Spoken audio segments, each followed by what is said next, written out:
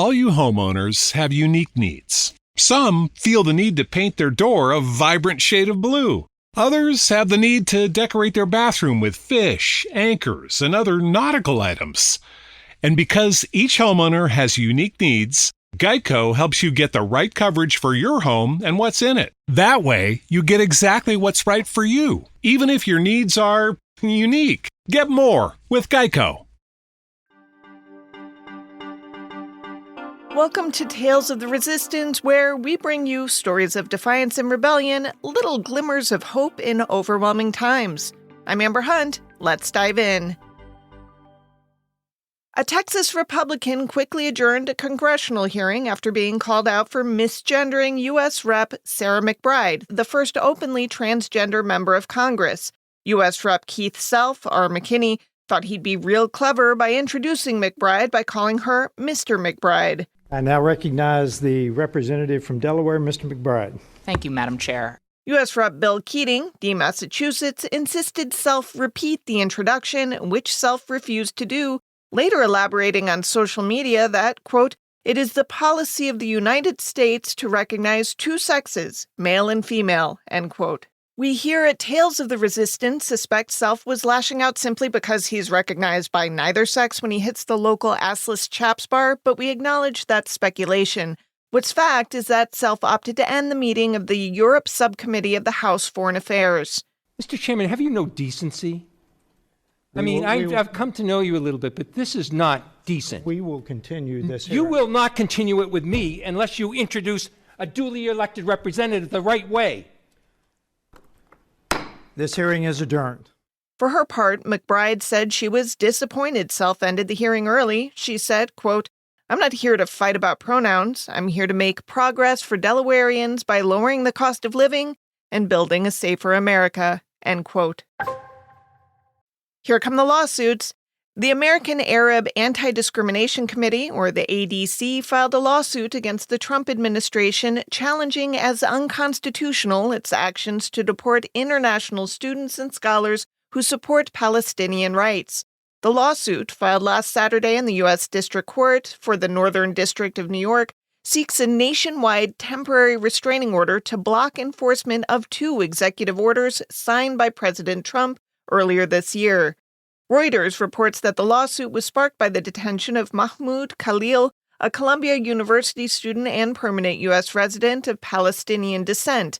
Khalil served as a spokesperson for protesters who called for a ceasefire in Gaza and demanded Columbia University divest from its financial ties to Israel.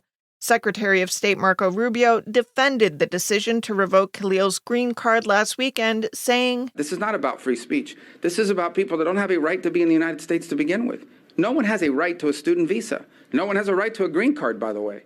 Jacob Hamburger, a visiting assistant professor at Cornell Law School, told the BBC the administration's actions are clearly meant to have a chilling effect on free speech. He said, quote, "Targeting individual protesters just for protesting is highly unusual and something that we haven't seen before, even under the first Trump administration," end quote. Education, not deportation! Education, not deportation! All he did was participate in protest against an unjust policy. ADC officials described the lawsuit it's filed as a necessary step to preserve our most fundamental constitutional protections. Said ADC's National Executive Director Abed Ayoub, quote, "The First Amendment guarantees the freedom of speech and expression to all persons within the United States without exception," end quote. Now for a story in my backyard, almost literally. A pro-Nazi rally in Lincoln Heights, Ohio, soon after Trump's inauguration, has had lasting repercussions in the Cincinnati suburb where residents deemed the police response to the Hate-a-Palooza as both ineffective and concerning. In response, residents created the Lincoln Heights Safety and Watch program, which is composed of armed members who camp out on street corners and patrol neighborhood bus stops to deter further harassment from hate groups. I've got reportage here from all sorts of news outlets, the Cincinnati Enquirer, NBC News, and the Washington Post, but I also know what's up because I live within 5 minutes of Lincoln Heights and have seen this firsthand. On one hand, it's a jarring sight because the armed guards wear face masks, and the ones I saw had nothing identifying them as either pro or anti-Nazi. They were just dudes with guns. On the other hand, there have been no further neo-Nazi demonstrations in the area, and residents, especially those of color, say they feel safer. Durance Daniels, the group's spokesperson, said the group was born of necessity because police made it clear their hands were tied when the Nazis came to town. Not only was no one arrested, but police didn't even bother taking down names or identifying information to create a paper trail if their actions escalated. Local business owner Eric Ruffin told NBC News that he was accosted in his car by the neo-Nazi group, saying, quote, "What I don't understand is how I can be standing here in America in 2025 and somebody can walk up to my window with a swastika and have guns and call me the N-word, and law enforcement watch," end quote. With the new patrollers keeping watch, Daniels said, "I've never felt safer as a black man in my community than I have right now." Many residents throughout Lincoln Heights have erected signs in support of the new community group. Thousands of people gathered last weekend on the National Mall to call for President Trump's impeachment. Protesters, many of whom were veterans, carried homemade signs denouncing Trump and his BFF Elon Musk with messages like, "No kings, no Doge, no tax cuts to VA, stop the coup," and "I serve no kings." March 14th was chosen as the protest date for a reason. Section 3 of the 14th Amendment to the Constitution states that a person who engaged in insurrection or rebellion after taking the oath of office should be barred from holding office again.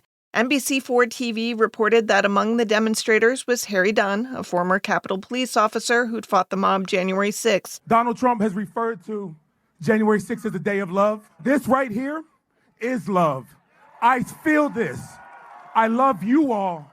You all give me a little bit of whatever the hell I got inside of me that makes me want to keep going and not stop. Veterans' voices were especially amplified at the event. I'm a veteran, and I've been unable to sleep since 2015 because I never thought America would get to the point where they were idolizing a criminal, a rapist, an insurrectionist, and wanted him to take over the highest office in the country. About 2,500 employees have been fired from the Department of Veterans Affairs since Trump's inauguration, Newsweek reports.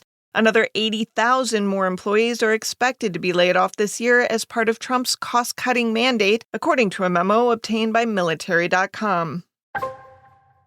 If you're feeling like a failure because you're overwhelmed all the time these days, hopefully you can take some comfort in knowing you're not alone. According to the American Psychological Association, more than 77% of the U.S. population considers the future of the nation a significant source of stress. That falls above the economy, which 73% of adults say is causing significant stress.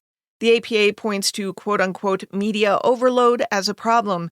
In a piece published Monday, truthout.org says the constant barrage of negative headlines is no accident.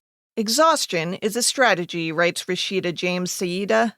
Quote, "The manipulation of our attention through corporate news and social media platforms has created a vicious cycle, keeping us tired enough to question whether we should continue fighting, but fearful and outraged enough to keep consuming distressing news. Our nervous systems stay in constant disarray, significantly impacting our ability to organize, resist, and envision change. The result? A population both hypervigilant yet immobilized," end quote. Now for the hopeful part. Knowing this exhaustion is by design should give you the permission you might need to decompress as needed. Turn off the news, put down your phone, even stop this podcast. Go get a massage instead. If you build in what Truth Out dubs pause periods, you'll be better situated in the long run. This has been Tales of the Resistance, a production of Grab Bag Collab. The show's reported and edited by Amanda Rossman and me. Amanda produces the show. Daisy Egan will host next week. Support Grab Bag Collab at patreon.com/grabbagcollab. Also, if you have any tidbits you want us to include, email grabbagcollab@gmail.com with resistance in the subject line. All you homeowners have unique needs. Some feel the need to paint their door a vibrant shade of blue. Others have the need to decorate their bathroom with fish, anchors, and other nautical items.